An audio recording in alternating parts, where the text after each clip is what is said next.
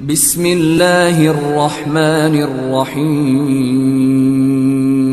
طلحہ بن عبید اللہ کہتے تھے کہ نجد والوں میں سے ایک شخص حضرت صلی اللہ علیہ وسلم کے پاس آیا، سر پریشان یعنی بال بکھرے ہوئے تھے۔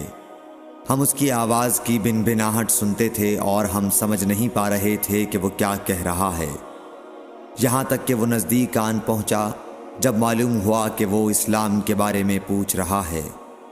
حضرت صلی اللہ علیہ وسلم نے فرمایا کہ اسلام دن رات میں 5 نمازیں پڑھنا ہے۔ اس نے کہا بس اس کے سوا تو اور کوئی نماز مجھ پر نہیں۔ آپ نے فرمایا نہیں مگر تو نفل پڑھے تو اور بات ہے۔ حضرت صلی اللہ علیہ وسلم نے فرمایا اور رمضان کے روزے رکھنا۔ اس نے کہا اور تو کوئی روزہ مجھ پر نہیں ہے۔ آپ نے فرمایا نہیں مگر تو نفل روزے رکھے تو اور بات ہے۔ طلحہ نے کہا اور حضرت صلی اللہ علیہ وسلم نے اس زکوٰۃ کا بیان کیا۔ وہ کہنے لگا کہ بس اور کوئی صدقہ مجھ پر نہیں ہے۔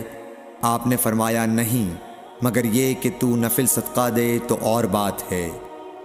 پھر وہ شخص پیٹھ موڑ کر چلا گیا، یوں کہتا جاتا تھا قسم خدا کی میں نہ اس سے بڑھاؤں گا نہ گھٹاؤں گا۔